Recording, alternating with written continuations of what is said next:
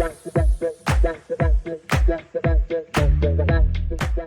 to Two Average J's episode 8. We finally made it to the Ocho. Yeah, it flies. Like time truly flies.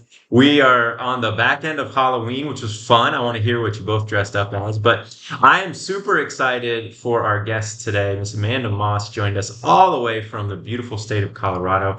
Just such a great resource for my personal professional development at the last company I was with. And Javier and I both said we've got to get somebody on here that can help people not only like kind of cater their own development plan, but then talk about the resources and things are there. We've got the perfect person for that today. So Amanda, why don't you say hi to everyone and then we'll hand it to Jav and get going. Yeah, hi. Thank you, everyone. As Justin said, my name is Amanda Moss, and I, as Justin mentioned, am a great resource on all things around executive coaching, leadership development, organizational development. Those are kind of my roles as a consultant within companies. So that's just a little bit about me, and love to kick it over to you, Javier. Yeah. Before we kind of go on, can you expand a little bit? Like what exactly are you doing there for our audiences that could benefit from your services? I'm excited about this. Yeah, that's pretty awesome. I get so I don't like talking about myself all the time. Oh, so, come on. Do it. No, so I'm an executive coach. So I work with our executive teams, individuals. I also do group and team coaching, so that really pairs well with the consulting that I do within organizations. So it's just a little bit of, are you looking to grow professionally, personally? Are you looking for your team to develop and grow professionally? How do you become more of a high-performing team? So I kind of bring the two things together, and through a little bit of coaching in the beginning to kind of understand the key themes and capabilities, and what's the thing that needs to be unlocked there. I'll work with executives and their teams, or leaders in their teams. And then I'll bring in some of the consulting to really shine the skills that maybe they're looking for, to really bring the team together and take them to that next level of high performance. Yeah, that's awesome. I'll tell a quick story just of like how I got to know Amanda a little bit. So when I believe Justin was the similar way, but when I was in a program that our company had, that when we worked together to get promoted to director, that's where I met Amanda, and I think I was in the program for like 3 weeks or something, or it was like 4 weeks. It wasn't long, and honestly, the only thing that I regret about being out of the program so quickly was getting to spend more time with her and just learning some things, because the few times that we were able to connect and have that ability to learn, it was very impactful, and it kind of opened my eyes to things that I never got to see in the past and experience, and so it made me think a little differently, and so it was a good time. So that was probably the only thing I regret about not being in the program longer. But good times. It was good times. Yeah. Thank you. You loved all the presentations. Yeah, exactly. Yeah, that's the stuff I did not want to do, right? It's all the presentations and all. But Amanda was always so show. encouraging with it. Like, she's always there to pump you up and make sure you felt good about it. And that's what I always loved as well. And I'm just excited that you're going out on this venture for yourself, because I have to be honest, like, since I've stepped away, from the corporate environment, I've run into so many talented individuals, and so they're talented, like a realtor or a contractor, or somebody that just is really good at what they do. Where they always fail is scaling their business, because they don't know how to build teams. Like, it's some of the basic things, but it's exciting that there's a resource and that you're stepping in to be a resource for them, because it's awesome to see, them perform as individuals. It's even better to see what they can do and how they teach and bring their whole team together. So I'm pumped to get into the conversation and talk about that a little bit more. But I have to know, Amanda, what did you dress up for Halloween? I was a cow. Oh, okay. I didn't see that coming. My youngest daughter is that's her favorite animal, and this was the year that she got to pick my costume. So Very cool. Was a full unitard, cow. There you go. Now for those of you who don't know, Amanda lives in National Geographic world. If you ever get to see the pictures she posts on social media, it is absolutely one of the most beautiful views out there, with wild animals and all kinds of bears and all elk and you name it. And so I can't imagine if an elk were to see you in a cow outfit, what would they think? Like that would freak them out. Probably would. I will tell you though, elk are not shy. They're not. They like to just come right up, close to you. You obviously want to keep your distance, right? Because they are wild animals. But it is interesting that sometimes I look out in the yard and I've got one eating my my flowers this past summer that I planted. I had to buy multiple rounds of pansies, for it. It was a thing. Or the Halloween decor that we put in the yard, because we like to decorate our yard for Halloween. Things are kind of screened around the front yard now, or over in our neighbor's yard. So they're not shy about coming up and kind of owning their space. But to your point, the funny story for me this year, I've kind of had two that are top of mind, and the one from this year was when I had the bear walk up to my office window. So literally like just off camera here, and probably about 10 feet from my from me, but 3 feet from my window, I had a bear walk right up and kind of take a peek and then kind of keep on going. Yeah, so that was.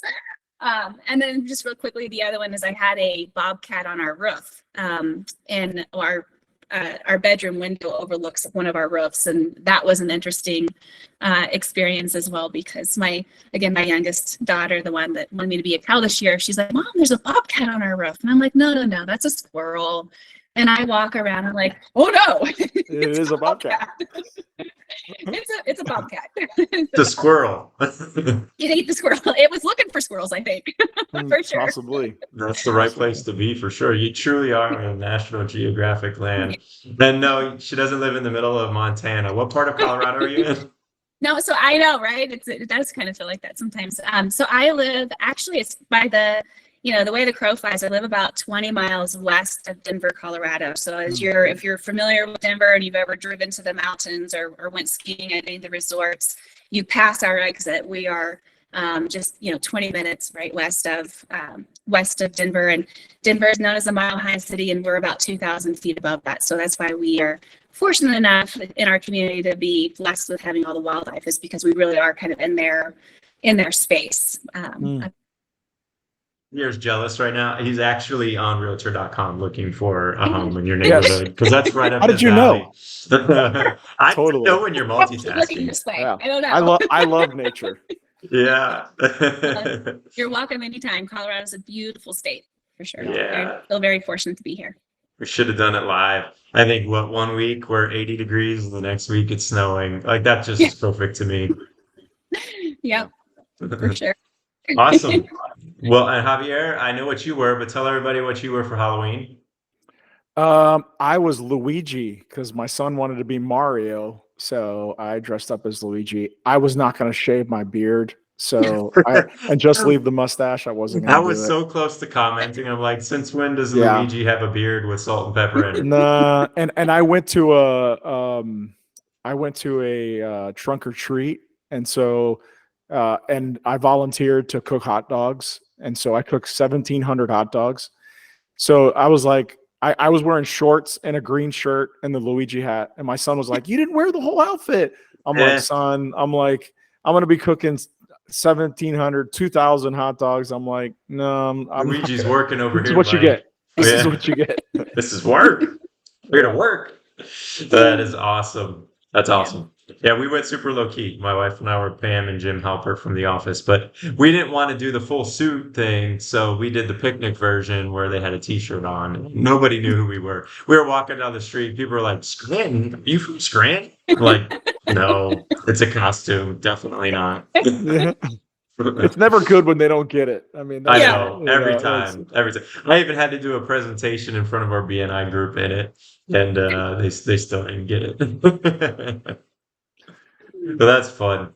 Awesome. Well, like I said at the beginning, and I know Javier shared his story too. I mean, you were always such a great resource for me, Amanda. Just anything, whether it was, preparing for those presentations, coming off those presentations, discussing my people and, how to better develop them. And so I'll start off. And what I'm curious about is just, for folks that are in, a large company, large organization, kind of resources are out there for them? What should they be looking for? If you were able to go back in time and guide somebody and say, hey, this is what you really should pay attention to, what does that look like for somebody that's in a larger organization? Yeah, I think it really starts with understanding what's available to you internally. I think a lot of times, sometimes it can be overwhelming depending on where you work. So I think some companies do a really good job of providing a lot of resources. But unless you have an idea of really what your goal is or what your desired outcome will be, it can be very daunting and very overwhelming. So I think having an idea of what is that plan that you want to have in place, and then going and finding those resources if they're available inside. If they're not, or you're not quite sure what it is that you want to do or what you would be good at because you've been doing the same thing and maybe you've mastered that skill set and you're kind of what is that next thing I should be looking for? Inside of a large organization, I always say go ask for feedback. When you've worked with teams or you've had people that you've interacted with on different projects, hey, where did you see me at my happiest? Where did you see me, where I really kind of came to life in that project? Or where did you see my strengths? And then it's developing your self-awareness around that. So, it's through awareness that we create action. And so really being aware of what are those strengths and also what is things that you don't like doing. So don't just go out and go into a program or go get a certification just because you think it's what you need to get you to next, but really center on what are those things that are going to really help you elevate to that next level, but doing it in that authentic way, because you'll be more committed to it at that point and you'll see it through to the end. It will be one of those things that you'll want to finish. It won't be just one of those things that you'll procrastinate and do at the, Sunday night before it's due Monday kind of thing. So it's really identifying those resources and then really making sure that they really align with what your growth goal is as an individual. And like I said, if you go and you talk to people and you're still like, yeah, I don't know if that's really where I see myself, listen to yourself. Start with what you're drawn to first, and then go from there and adjust. Because I think a lot of times people start down a trajectory and they're like, I have to do these things in order to get to this place. And then they get to that place and they're like, this is not where I wanted to be. So you also want to be able to adjust and pivot as you're going through those opportunities to really say, this is truly where I want to be, right? So those are some of the things that I think about from an individual standpoint. Yeah. As you're talking about you were talking a little bit about goals and goal setting and, when I think about that, I think sometimes people, they get overwhelmed with, well, how big of a goal or how small of a goal or, how timely is it? And is it short amount of time, or should I set a goal for, 3 to 5 years, or, what is that? A lot of people get confused of what that should look like. And so what would you recommend, and in your opinion, what you've seen to be successful? What does that look like? And where do they even begin with that? Yeah, I look at it in kind of just what you said. There's the long-term kind of goal, right? And then there's the short-term kind of what's my day-to-day performance, or what are those things that I'm actively kind of those skills that I'm building? What's that role mastery that's coming into place? And so the long-term goal, if you can call that an individual development plan, a development plan, whatever it is, those are the things where you're like, I know that in 3 to 5 years, I want to be in this role, or I want to be, maybe it's not even a role. I want to be, for me, there was never really, I'll get to a story in a moment. There was a role that I was chasing at one point in time in my career, but really my whole focus and my purpose for why I moved the direction that I've gone is because I am energized and I really feel like I'm doing good when I'm helping someone remove whatever that roadblock is that's preventing them from being successful or taking that next step. And that's why I coach. That's why I work with teams and consult with them. And we have these conversations. We get to the thing beneath the thing. That's what energizes me. when I could see them go, oh, I need to go do this, or a team that was looking in completely different directions, not understanding their purpose, are all now, looking the same direction and are committed and, agreeing on principles and all the different things. So you have to kind of look at that from, okay, what is that long-term goal? Even if it's not a predetermined title, or it's just, I want to go out and achieve this, right? This is kind of a purpose. This is my why. And so what's the education that you need to get in that?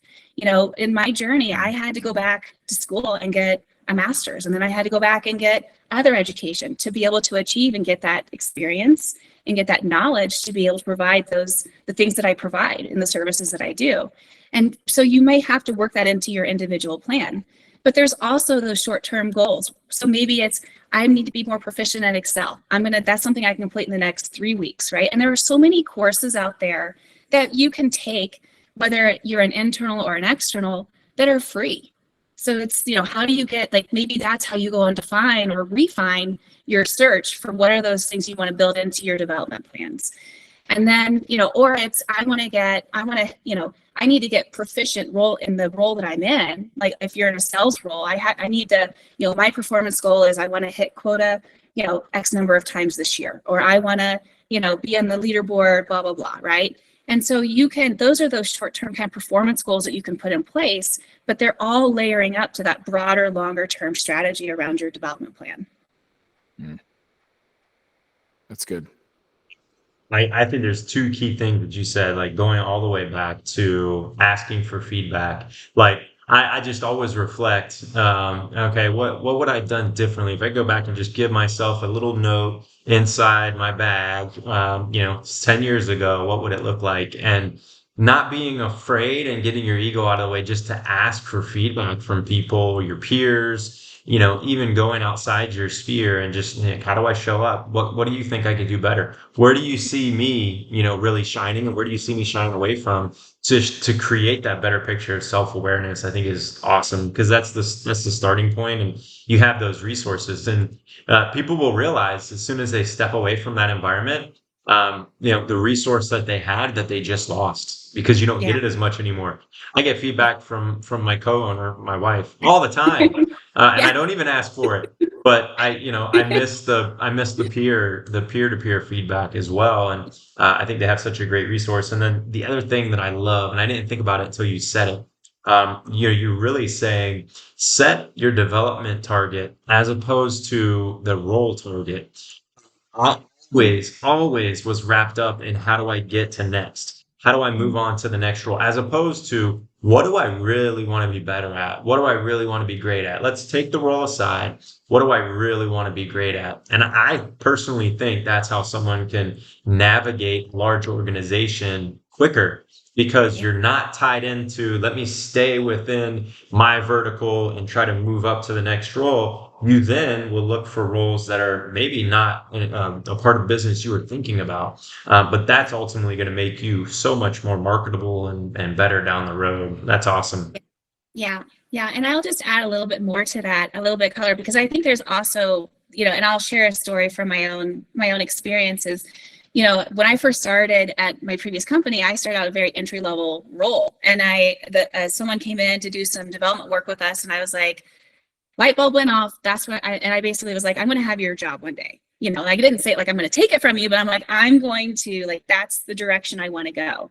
And it kind of put all the pieces that I had been feeling, for all the years of that, and the different things that I had done previous to come to the company.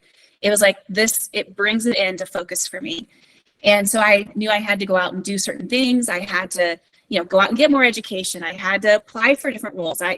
No one had gone from the role that I was in to the role that I wanted to be. So there wasn't, a leader that I respect and admire so much said this years ago, and I think it's kind of become more of a catchphrase now, but, career is not a corporate ladder. It's not a ladder. A lot of times it's a rock wall, right? And I got to create those paths where they are and navigate that. And that was something that I had to do. And one of the things, and I don't know if this comes up as not as well as for others as it did for me, is that I also had to be told no several times. I went out and got the education, applied for the job, didn't get the job. I went out and got the experience, went and applied for the job, didn't get the job, kind of thing. And so it was like, well, what do I have to do to get to get it to next, sometimes, or to find that place. And I think in those moments, and there's a term that's called intellectual humility, where I was feeling overly confident. I feel like, like where I was like, I need to kind of take a step back and be like, well, maybe I am overly trusting in my beliefs and what I'm doing, and my kind of where I'm at and in preparation for this role. And so when I was able to really get back over my skis, so to speak, and not be leaning too far over them, I was able to say, you know what, if I would have gotten those roles at that point in time, I would not have been successful because I wasn't ready. And I think that's something too that we need to be honest with ourselves about as we go about developing and doing different things with individually and with teams, is that we might think we're getting really, really good. And to your point, Justin, have that ego in place without really kind of pulling it into where it should be and being like, you know what, maybe we need to stop, pause, and do some of these other things first before we build into whatever that next thing is. Yeah. That's great. And as you say that, I almost think of like professional maturity, but not in the typical way we talk about it, right? But to say to yourself, wait, I'm going to pause. I may be getting an opportunity to get promoted, but I don't want to go there yet because I'm not ready, and I know I'm not. And to have that integrity and professional maturity to be able to do that is because you're thinking also long term, right? You're not thinking short term. And so many of us, we see that and we say, yeah, I'm jumping on it, right? Like, let's go. Ready or not, I'm going to go. But I think that's a good call out. I love how you made it where you talked about really practical goals as well. You talked about just, some performance measurables to help you as well. And then, like Justin said, not looking at the titles, but looking at how are you personally developing, and are you focused in the areas that are passionate for you and that you desire to do, and does that match who you are? So it's a lot about knowing yourself too, in a lot of ways. It really is. There's a huge component of emotional intelligence that comes into this. And I talk to a lot of my clients about that as well. And that's a lot of times where we start, because until you build that self-awareness around what it is or how it is you want to move forward, or, think about teams that have have issues with communication. A lot of that is just sometimes lack of awareness around how we listen to each other or how we communicate with each other. And so once we can really kind of build those foundational pieces, then things just kind of fall into place a lot of times, right? And again, you get an individual that's saying, wow, I didn't realize this about myself, and now I want to, go forward this direction. Or you look at a team and you're like, oh, now I understand why we can't all get consensus on this. It's because of whatever that thing is. Yeah. It's awesome. Yeah. I think I have a weird thing when I'm visualizing as you're talking, and I'm thinking about that person like going up for, interview to that next role, and they don't get it. And I almost look at it as like a superhero movie's origin story, where they have this choice in front of them. One, they can go down the path and say, yep, I know I can do these things. I hear what people are saying. I'm going to go work on myself and do the right thing. And then on the other side, you can have the villain pathway where they say, you know what, screw this. I don't agree with what they're saying. And I've seen so many people that have taken that path not knowingly, but it's because of their ego, and they didn't have the self-awareness. They had the self-image that was misaligned with reality. And I think it's such a pivotal time for people. So I have one more that I'm really curious about, because this is something that I'm passionate about. Obviously, it's professional development, there's personal development. I look at professional development as, something you're doing in your role, in your company, inside your organization. But then there's an external component to that too, where you have to grow yourself as a person. So, look, what's your opinion on, is there a right amount of each? And, how do they go about, doing both professional and personal development? Yeah. So to your point, I agree. I think internally it really is focusing more on what are those And it depends on where you are in your career too, I think.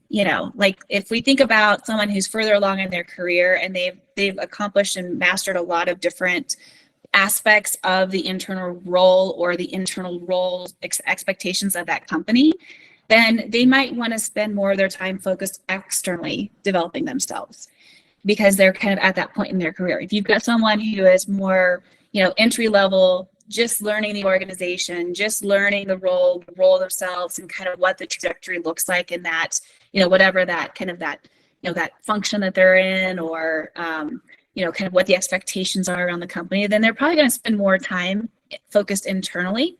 But I think we should always look for things outside of our company that continue to allow us to grow and develop, that are going to give us a different perspective.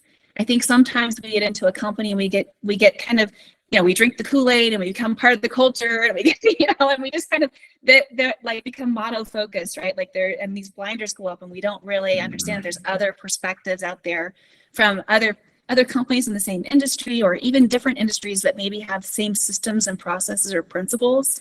And so I think it's always good to be, identifying what are some of those other communities that are out there.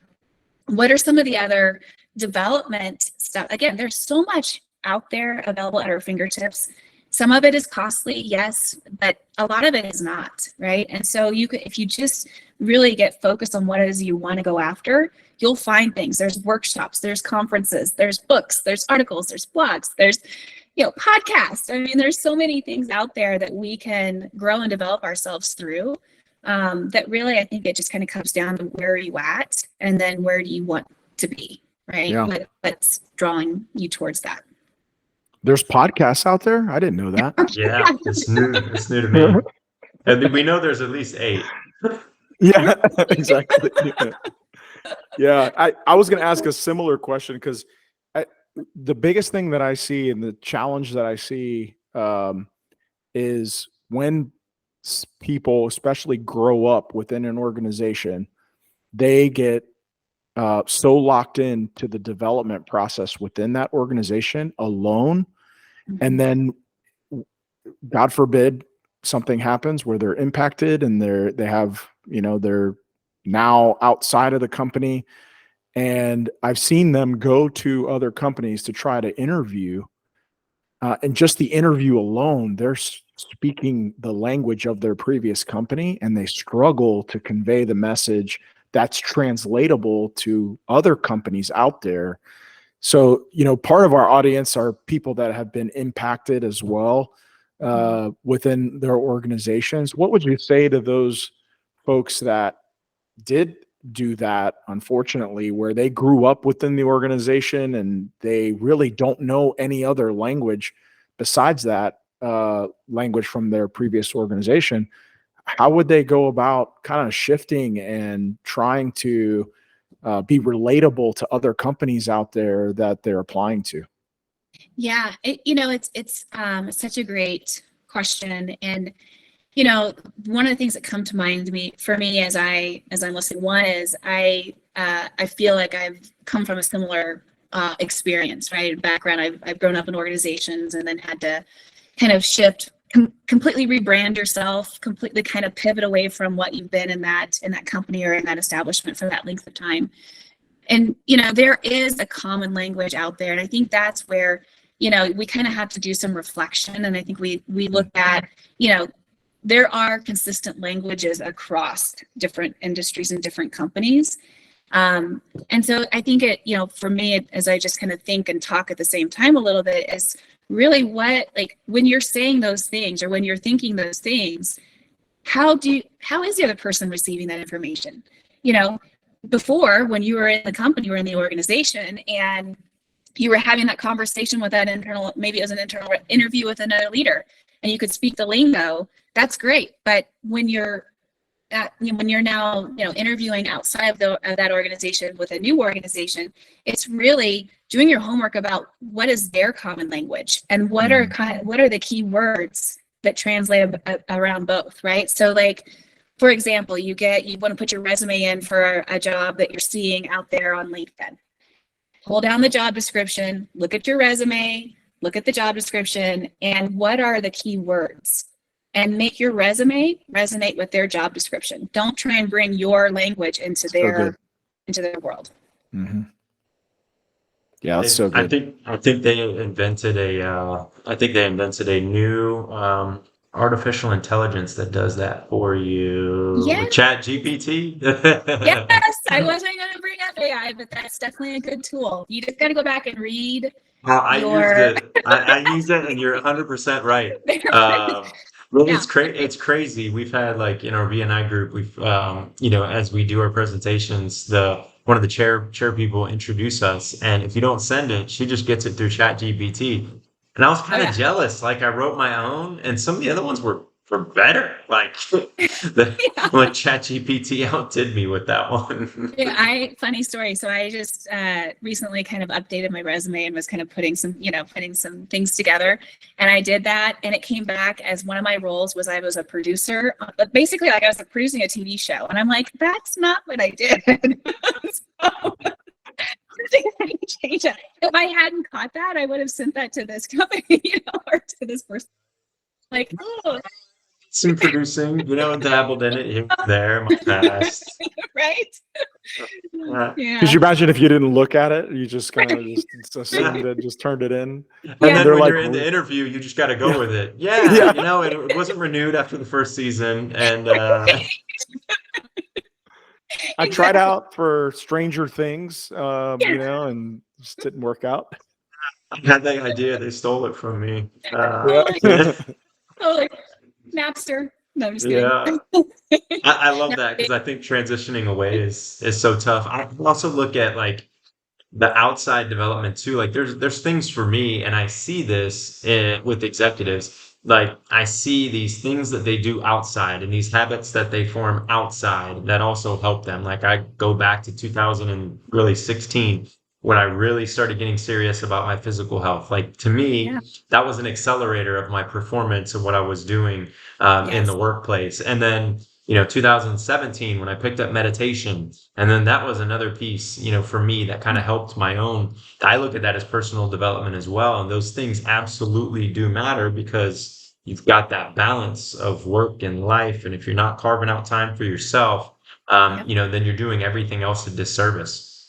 I 1,000% agree. This is just kind of my own opinion, but I'm like, we're just big chemistry sets, right? And so there are certain levels of certain things we need to keep in balance to help us stay healthy and performing the best we can. And to your point, it's exercise, it's mental health, it's eating, all the different things that we can do to give ourselves the best chance. And especially, unfortunately, when we go through certain things, that's part of that resilience that helps build our resilience to be able to bounce back when we do go through a loss of maybe a job or other losses in our life that really help us, get back to a place where we can feel more like ourselves. I think that's so important. I look at that too, and I'm going to let everybody jump in on this and give a one health tip before we wrap up. I'll give you mine, because I just did this on Wednesday, and so obviously your mental state is impacted by the things that are going on around you, whether you realize it or not. And I knew, like, I started feeling these last couple of weeks, I was like, man, I'm just so tired every day. Like, I'm pretty sure there's allergies or something coming on. And, there's ups and downs when you're starting a business. And it was one of those weeks that was just like, phone wouldn't ring at all. And I couldn't get anyone to call me back. And, I've realized I started going into a slight depression. I was like, this is not physical, it's mental. And, I went to a cryotherapy session, believe it or not. So they stick you in this ice machine essentially from the neck down and turn it on negative 175 degrees. And it helps your blood flow, obviously it helps your oxygen, but then it also releases serotonin in your system and forces your body to. And I remember walking away saying, okay, that is exactly what it was, because I feel 100% different because of this. And so I speak about it passionately because the place that I went to is also owned and operated by veterans. And so they actually have a goal every month, and they give a portion of that to veterans, and they give like half off discounts. And, the reason why I mentioned my situation with it is because they have several stories of people that have come back from their traumatic situations of being in service, and their services have helped them. And I think everybody's aware of the number 22 and how it relates to our military. But that's their mission, and it's so impactful to mental health, and it's little things like that I think you can go and build into your life, regardless of if you feel like you're there or not. That can help you through times like that. Absolutely. Absolutely. I agree. Yeah. All right, give us your health tips. Mine really is exercise too. It's exercise and meditation. I think that, we feel emotions through our bodies, everything comes through our body before it gets to our brain. And so when we can move our body and be able to, just like you said, release some of the different hormones and, things that are out there, dopamine, serotonin, that really help us feel better. It really helps us feel able to tackle whatever's on our plate, and so I think, and then also being able to meditate and be able to really visualize and think about and really come back into yourself and quiet our minds, because I feel like so many times we're on autopilot, and so this really gives us a chance to reconnect with ourselves and make sure that we're really truly aligned with what it is that we're wanting to go do that's going to make us happy. Yeah. For me, I'm not as cool as Justin going into like tanks with like negative 175 degrees. Justin, right? Yeah. Yeah, like no, literally, exactly. For me, it's more about daily routines that help my mental and physical state. Like I work out, usually about 3 times a week. I pray, I read every morning. And so those kind of things, those kind of processes that have turned into routines have created a more consistent mental and physical state for myself. And then just in what you eat, right? I mean, like, I try to actually eat a ton less meat than I used to. I used to eat a ton of meat and a lot of sugar. And sugar is what got me very tired, and it would give me really high and then really low. I still drink my little cafecito every morning, but other than that, that balances out the sugar. Yeah, exactly. That's about the only sugar I eat pretty much throughout the day, except on the weekend. I still have a little. You gotta have a cheat day, have some ice cream every now and then. 100%. But I think it's the routines, right? And it's putting things in place in your daily life that just help you to be in a good mental and physical state.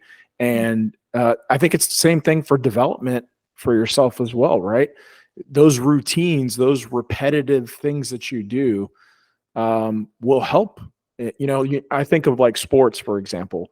In any sport, they always talk about fundamentals. Focus on the fundamentals, because the fundamentals will in turn get you to perform well in the game. It's the same thing with life. It's the same thing with work and business. The more routines that you can put and establish in place for yourself, the more mental and physical balance you'll have in your life and in your work. Yeah. I agree. I love it. And I love that we all had things that were slightly different, but I'm passionate about it. I think it's so important that you get yourself to a nice mental health place. So love it. Hopefully that helped everyone. Thank you so much, Amanda. We absolutely should have done this from your place, but just gold for everyone, and appreciate that. And best of luck in your business. We'll have to have you come back on when you're up and running, so we can talk about all the great organizations you're helping. But from the bottom of my heart, thank you for everything you did for me professionally, personally. In my time with you, and I know you're just going to be a rock star in your new business. So absolutely. Couldn't agree more. And I would say that, if for somehow some miracle this takes off and we make millions of dollars, we're going to have to go over there and definitely do it out from in the woods, not even in our house, like outside. Yes.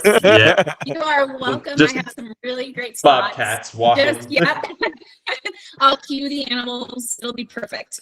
That's great. Awesome. So thank you both. For anyone that wants to get a hold of you, Amanda, wants your services, where should we direct them? Oh, LinkedIn. just direct message me on LinkedIn. I would love to hear from you and tell you a little bit more about what I'm doing and where I'm going, and hopefully any way I can help. Awesome. And there's plenty of people out there that listen to us every day, or not every day, but when we do post, that could absolutely benefit from it, especially right now, right? Like, it's a tough environment out there. There's a lot of people that I've talked to, especially lately, that have applied to 100 different jobs, and they may get one call, and so a lot of that, I know you're not a psychologist, but in a lot of ways, it's help mentally as well that you're doing for people as you help them professionally. So grateful to have you on. No, thank you again. And yes, I would love to come back anytime and talk about whatever you would like for me to talk about. So thank you so much. I really appreciate it. Thanks so much, Amanda. Thank you, everybody. That's a wrap for episode number 8. Hey, like and subscribe. I know you know all of that, but just think about the content that we had here today. And if you would, do us a huge favor and just share this with one person that you know that you think would benefit. I think that would help tremendously, and obviously it would help somebody that you care about as well. So I appreciate everyone, and we'll see you back for number 9. Have a great day. Take care, everybody. Thank